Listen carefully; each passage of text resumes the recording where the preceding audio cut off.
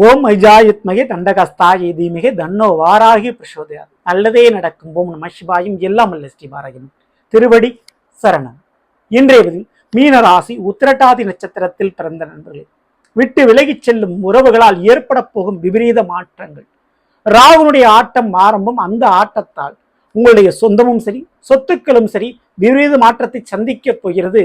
December மாதத்திற்குள் நடக்கக்கூடிய பலன்களை பார்க்க போறோம். ராகுவால் நடத்தி கொடுக்க போகும் பலன்களை தான் நம்ம பார்க்க போறோம். ஸோ மிக மிக முக்கியமான அவசியமான பதிவாக இது இருக்க போது. பதிவை ஃபுல்லா பாருங்க. மேலும் நம்ம சேனல் ஏற்கனவே குரு பெயர்ச்சி வளங்கள் மற்றும் சனி பக்ர வளங்கள்லாம் பதிவிட்டாச்சு. பார்க்கல என்ன சேனலை போய் பாருங்க. மேலும் டிஸ்கஸ் லிங்க் இருக்கும், ப்ரெஸ் பண்ணி பார்த்து பயனடைஞ்சுங்க. மறக்காம நம்ம சேனல் சப்ஸ்கிரைப் பண்ணிட்டு கூட தர பெல்லைக்கான ப்ரெஸ் பண்ணிட்டு பக்கத்தில் ஒரு ஆல் இன் ஆப்ஷன் தவறாமல் செலக்ட் பண்ணிச்சுக்கோங்க. நாங்கள் பதிவிடக்கூடிய அடுத்தடுத்த பதிவுகள் உங்களுக்கு உடனுக்குடன் நோட்டிஃபிகேஷனாக வந்து சேரும்.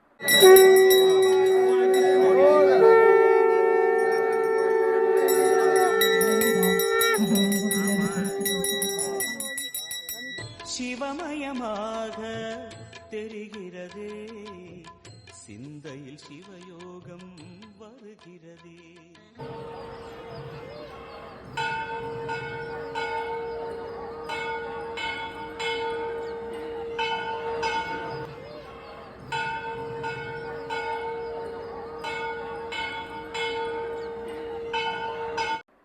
மீனராசி உத்திரட்டாதி நட்சத்திரத்தில் பிறந்த நண்பர்கள். மீன ராசிக்காரங்களுக்கு ரொம்ப ரொம்ப ஒரு நல்ல நேரம் அப்படின்னா குரு பயிற்சி காலகட்டம் தான். ஜூன் 2ஆம் தேதி நடந்த குரு பயிற்சி. கடகராசிக்கு போய் உச்சமடைந்த குரு பகவான் உங்களை 9ஆம் பார்வையை பார்க்கிறார். ஜென்ம சனி, அதாவது சனி உங்க ராசியில் இருக்கும்போது குரு பார்வை என்பது மிகுந்த உங்களுக்கு ஒரு நல்ல ஒரு விடிவு காலம்னு சொல்லலாம். பெரிய பிரச்சனை பெரிய ஆபத்திலிருந்து காப்பாத்துறதுக்கு கடவுள் இருக்கிறாரு, குரு பகவான் இருக்கிறார். நீங்க செய்த தான தர்மங்கள் இருக்குது, வேண்டுதல் இருக்கு, பரிகாரம் இருக்கு அப்படின்னு நீங்க நினைச்சுக்கலாம். ஓகேங்களா? ஸோ உங்களுடைய உழைப்பாலும் திறமையாலும் பல இடங்கள்ல நீங்க காப்பாற்றப்படுவீர்கள். அதுக்கு காரணம் குரு உச்சம் தான். ஓகேங்களா? ஸோ மீனராசிக்காரங்களை பொறுத்த வரைக்கும் ராசினர் 5 உச்சம் அடைந்திருப்பது நல்ல ஒரு காலகட்டம். இந்த ஒரு நேரத்துல ராகு 12ஆம் வீடு கும்ப ராசியில சதய நட்சத்திரத்தில் இருக்கிறார். அந்த ராகுவை குரு பார்த்துக்கிட்டு இருந்தாரு. இப்போ அந்த குருவுடைய பார்வை விலகி குரு பெயர்ச்சி நடந்து அந்த குரு தான் உங்க ராசியை பார்க்கிறார். இப்போ ராகு குரு பார்வை இல்லையா? இப்போ ராகு தனித்து இருக்கிறார், தன்னுடைய நட்சத்திரத்தில் இருக்கிறார். இனிமே சுதந்திரமா நம்ம செயல்படலாம் அப்படின்னு ராகு தன்னுடைய ஆட்டத்தை ஆரம்பிக்கிறார். ஏன்னா தடுக்கிறதுக்கு குரு பார்வை கிடையாது. அப்போ ராகுவால் என்ன பலன் ஏற்பட போகுது? 12ஆம் வீடு அயன சயன போகஸ்தானம். சரிங்களா? அப்போ 12ஆம் வீட்டுல அது மீனராசி உத்திரட்டாதி நட்சத்திரக்காரர்களுக்கு, உத்திரட்டாதி நட்சத்திரத்துக்கு அதிபதியான சனி பகவானுடைய வீடு தான் கும்பம். அதுல ராகு. அப்போ ராகு கூடுதல் வலிமை இருக்கு. சரிங்களா? ஏன்னா ராகு சனியும் நட்பு கிரகம். அப்போ ராகு என்னெல்லாம் செய்ய போறாரு? டிசம்பர் மாதம் தான் ராகு எது பயிற்சி. அப்போ அதுக்கு முன்னாடி இந்த பலன்கள் நடக்கும். அதுல முதல் பலனா நான் சொல்லக்கூடியது, உத்திரட்டாதி நட்சத்திரத்தில் பிறந்த பெண்கள் திருமண வரன் கைகூடும். திடீர் திருமணம், வேறு வழியில் மேரேஜ் பண்ணியே ஆகணும் அப்படின்ற ஒரு சூழ்நிலை சந்தர்ப்பம் உங்களுக்கு உருவாகும். படிச்சுக்கிட்டு இருக்கணும், திடீர்னு வரன் கைகூடும். நடக்கிறதுக்கு வாய்ப்பு இருக்கு, ரொம்ப ரொம்ப சான்சஸ் இருக்கு. பிறந்த வீட்டை விட்டு பிரிஞ்சு புகுந்த வீட்டிற்கு செல்லக்கூடிய, அதாவது மாமியார் வீட்டுக்கு போகக்கூடிய யோகமான நேரம். திடீர் திருமண வாழ்க்கை ராகு ஏற்படுத்துவார். ஏன்னா போகஸ்தானம் வேறு. சரிங்களா? அதே போலதான் திடீர் புத்திர பாக்கியம், குழந்தை பாக்கியமே இல்லாதவங்களுக்கு திடீர் குழந்தை பாக்கியத்தை ஏற்படுத்துவார். ஏன்னா 5ல் வர குரு உச்சம், 12 ராகு, போகஸ்தானத்துல ராகு. அப்போ போகத்தால் யோகம் கிடைக்கும் சொல்ற மாதிரி குழந்தை பாக்கியத்தை ஏற்படுத்தி கொடுப்பார். சரி, இப்படி ஒரு நன்மைகளை செய்யும் போது சில தீமைகளை ராகு செய்வார். அதுல முதல் விஷயம், சில பேர்த்துக்கு காதல் தோல்வி ஏற்படக்கூடிய வாய்ப்பு உண்டு.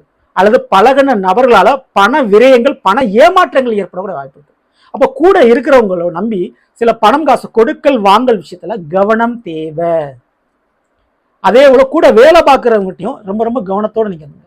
சரிங்களா? கூட வேலை பார்க்கக்கூடியவங்க, கூட பழகக்கூடியவர்களால் ஏமாற்றமோ துரோகமோ சூழ்ச்சி ஏற்படலாம். பணம் கொடுக்கல் வாங்கினாலும் சரி, அவங்க ஒரு வாக்குறுதி கொடுக்குறாங்க, அதை நம்பி நீங்க ஒரு காரியத்தில் இறங்குறதுக்கும் சரி, கொஞ்சம் கவனத்தோடு இறங்குறது உங்களுக்கு நல்லது. அதுல ஜாக்கிரதையா நீங்க இருக்கணும். அதே போல ஒரு சொத்து வாங்குறேன், இல்ல நான் சொத்து விற்க போறேன், கண்டிப்பா கவனம் தேவை. இந்த ஒரு நேர காலத்துல சொத்து வாங்குறதுக்கு யோகம் இருக்கே தவிர சொத்தை விற்றால் அதில் லாபமாக இருக்காது, அதுல நஷ்டமா இருக்கக்கூடிய வாய்ப்பு தான் இருக்கு.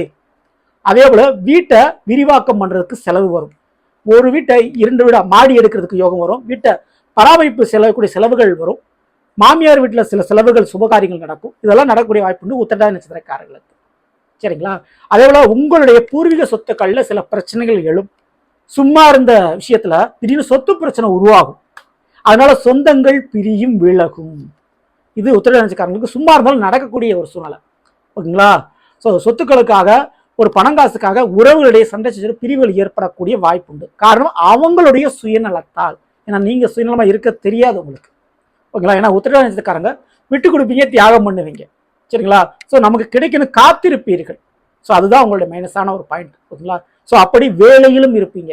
நம்ம கரெக்டாக நம்ம கடமை செய்ய வேலை செய்வோம், நமக்கு பதவி உயர்வு சம்பள உயர்வு தானா வரும்னு நீங்க நினைச்சிட்டு இருப்பீங்க.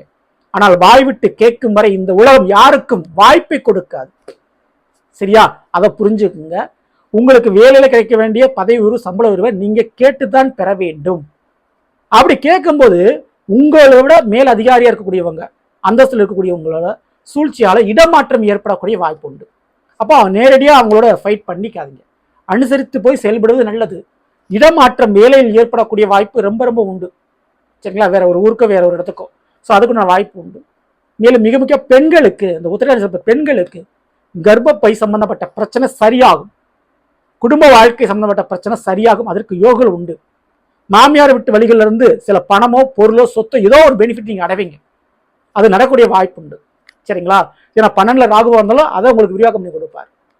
ஸோ இதற்கு அடுத்து திடீர் பயணம், டிராவல் நடக்கக்கூடிய வாய்ப்பு உண்டு.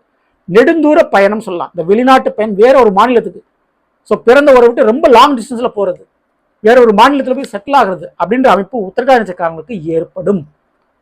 ஸோ வெளி மாநில யோகங்கள் வேலைக்காக இருக்கலாம், திருமண வாழ்க்கைக்காக இருக்கலாம், மாறுவீர்கள். அது நடக்கும். ஸோ இது போக மிக முக்கியமாக கவனிக்க வேண்டியது, இந்த ராகு சதய நட்சத்திரத்தை தாண்டி அவிட்ட நட்சத்திரத்தையும் பயணிப்பார் இந்த வருஷமே. அவிட்ட நட்சத்திரம் செவ்வாய் பவனுக்குரிய நட்சத்திரம். அப்போ கூட பிறந்த சகோதர சகோதரிகள் உங்களை விட்டு விலகி போறதுக்கு வாய்ப்பு இருக்கு. ஒரு வேலையோ அல்ல அவங்களுக்கு திருமணமோ நடந்து உங்களை விட்டு விலகி போவாங்க. ஓகேங்களா? இல்லைன்னா சண்டை சச்சரவு போட்டு விலகி போவாங்க. அதுக்கு வாய்ப்பு இருக்கு. கூட பிறந்தவங்களாம் சில விரைய செலவுகள் உங்களுக்கு ஏற்படலாம். கொஞ்சம் கவனம் தேவை. அதே போல நிலபுலன்களில் சில விஷயங்கள்ல விரயம் ஏற்படும். சொத்துக்கள் விஷயத்துல அதுவும் கொஞ்சம் கூடுதல் கவனம் தேவை. காலில் அடிபடுறது, வெட்டுக்காயம் தழுவுகள் படுறது கொஞ்சம் வாய்ப்பு உண்டு. உடல்ல ரத்தம் சம்பந்தப்பட்ட பிரச்சனை வரும். ரத்தத்துல ஒரு கட்டி இருக்குது, கிருமி இருக்குது, இந்த மாதிரி பிரச்சனை வரக்கூடிய வாய்ப்பு உண்டு. கவனத்தோட நீங்க இருந்துங்க. இன்னொரு பக்கம், ரொம்ப நாளா நோய்வாய்ப்பட்டு கொண்டிருந்த, உடல் ரீதியா வருத்தப்பட்டு கொண்டிருந்த உங்களுடைய வீட்டில் இருக்கக்கூடிய முதியோர்கள், அவர்களுக்கு, வயதானவர்களுக்கு மருத்துவ செலவு இனிமே இருக்காது. உடல் வியாதி பிரச்சனை இருக்காது. அதுக்கு ஒரு முடிவு காலகட்டம் தெரிய வரும். சரிங்களா? ஸோ அது நடக்கக்கூடிய வாய்ப்பு அதிகமான முறையில் உண்டு இந்த ராகு காலகட்டத்தில். மேலும் மிக முக்கியமா இந்த ஒரு நேரத்துல இன்வெஸ்ட்மெண்ட், முதலீடு அப்படின்றது ரொம்ப அதிகமா பண்ண வேண்டியிருக்கும். தொழில் பண்ணக்கூடியவர்களுக்கு எவ்வளவுதான் போட்டாலும் பிசினஸ்ல பத்தாது. அதனால தொழில முதலீடு பண்ணுவதை விட அசையாத சொத்துக்களான நிலம் மற்றும் வீடுகள்ல முதலீடு பண்ணிக்கிறது உங்களுக்கு சேஃப்டி, நல்லது. ஓகேங்களா? ஸோ அதுல கொஞ்சம் கவனத்தோட இருந்துங்க. பணம் காசு பேராசை காட்டி யாராவது பணம் உங்கள்ட்ட கேட்டா முதலீடு பண்ண சொன்னா, பிசினஸ், ஷேர் மார்க்கெட் போன்ற விஷயத்துல அவசரப்பட்டு முதலீடு பண்ணி காத்திருந்து ஏமாந்து விட வேண்டாம். இதுல கவனத்தோட இருந்துங்க உத்திரட்டாதி. ஸோ இதுல எல்லாம் ஜாக்கிரதையா இருந்துங்க. மற்றபடி நீங்க பயப்படாம இருக்கலாம். ஜென்ம சனியே நடந்தாலும் குரு பார்வை இருக்குது. கண்டிப்பா புதிய உறவுகளாலும் உங்க வாழ்க்கையில் நடக்கக்கூடிய சுபகாரியத்தாலும் நிம்மதி, சந்தோஷம் என்பது உங்க வாழ்க்கையில நீடித்து கொண்டே இருக்கும். பேராசை பெருநஷ்டம். இது மட்டும்தான் நீங்க கவனத்தோட வேண்டியது. கூட இருக்கிறவங்களை நம்பி, கூட பழகிறவங்களை நம்பி பணம், பொருள், சொத்து விஷயத்தை கொடுத்துறாதீங்க. அதே நேரத்துல அவங்களை நம்பி சில காரியங்களை இறங்கிறாங்க. இதுல மட்டும் கவனத்தோட. மற்றபடி நீங்க பயப்படாம இருக்கலாம். மிக முக்கியமான நேரத்துல இந்த உலகத்துல செய்ய வேண்டிய வழிபாடுகள் என்பது, கோயில்களில் போய் கோயில்களை 9 முறை வலம் வருவது, அல்லது கிரிவலம் போறது, அல்லது மலையேறி அதாவது படியேறி சென்று முருகனை வணங்குவது, இந்த மாதிரியான ஒரு வழிபாடுகளை பண்ணுங்க. பழனி சென்று விட்டு பல பகைகளும் பிரச்சனைகளும் சரியாகும். தவறாம போயிட்டு வாங்க. சரிங்களா? இந்த பதிவு பிடிச்சிருந்தா லைக் பண்ணுங்க. மாற்றம் விஷயம் நீங்க இது போல ஒவ்வொரு ராசிக்குண்டான பலங்களை தெரிஞ்சுக்கணும். மறக்காம நம்ம சேனலை சப்ஸ்கிரைப் பண்ணி வச்சுருங்க. அடுத்த பதிவு சந்திப்போம். நன்றி, வணக்கம். நல்லதே நடக்கும். உண்மை சிவாய். எல்லாம் உள்ள ஸ்ரீ பாராகிமன் திருபடி சரணம்.